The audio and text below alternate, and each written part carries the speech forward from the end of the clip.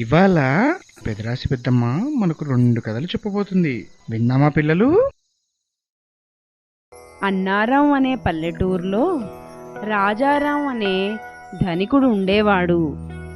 అతను చాలా మంచివాడు. అడిగిన వారికి అడిగినట్లు దాన ధర్మాలు చేసేవాడు.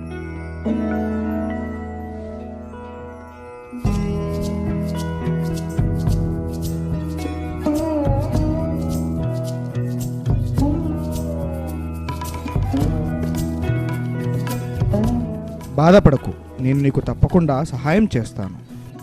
కులమతాల భేదాలు లేకుండా అందరినీ ఆదుకునేవాడు. సహాయం అడిగిన వారికి డబ్బు రూపంలో కానీ ఆస్తి రూపంలో కానీ సహాయం చేసేవాడు. ఈ డబ్బు తీసుకొని ఏదైనా వ్యాపారం మొదలుపెట్టు. ఇలా అందరికీ సహాయం చేసేవాడు. నేను నీకు నా భూమిలో కొంత భాగాన్ని ఇస్తాను. ఒక కొత్త జీవితాన్ని ప్రారంభించు.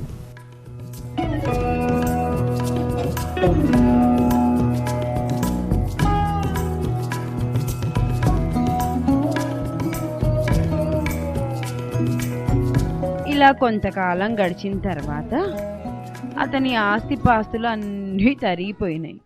ఏవండి, ఇంట్లో బియ్యం నిండుకున్నాయి. అవసరం ఉన్న వారిని ఆదుకోవడానికి మన వద్ద ఏమీ లేవే.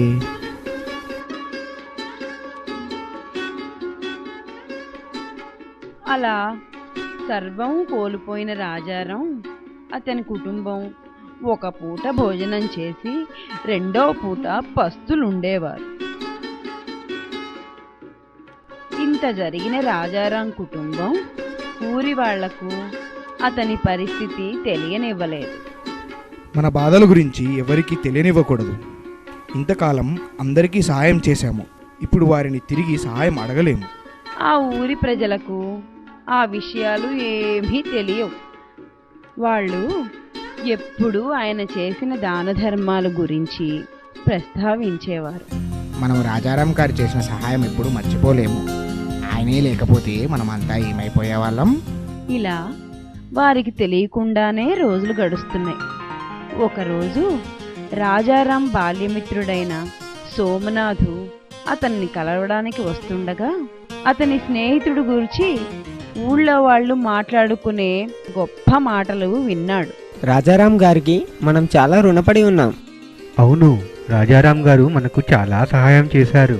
విని సంతోషపడ్డ సోమనాథు రాజారాం ఇంటికి చేరుకునేసరికి సంతోషం కాస్త మటుమాయమైంది. ఏవండి, ఎందుకంటే ఇలా అయితే మనం ఎలా బ్రతుకుతామండి? అందరికీ సహాయం చేసి మన వద్ద ఏమీ మిగలలేదు. ఒక పూట తింటే ఇంకొక పూట పస్తులు ఉండాల్సి వస్తుంది. ఆ దేవుడు మనల్ని ఎప్పుడు కరుణిస్తాడో. రాజారాంకి ఎలా సహాయం చేయాలి? ఇవి విన్న సోమనాథు రాజారాంకి సహాయం చేయాలని నిర్ణయించుకున్నాడు.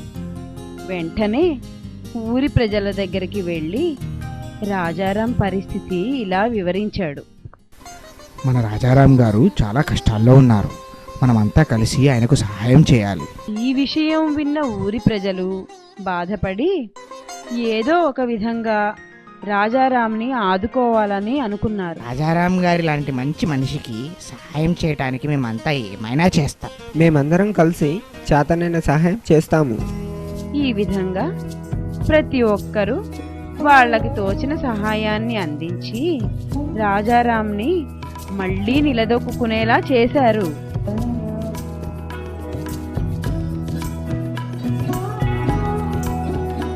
పిల్లలు, ఒక మంచి పని చేస్తే దానివల్ల మనకు ఎప్పటికైనా మంచి జరుగుతుంది.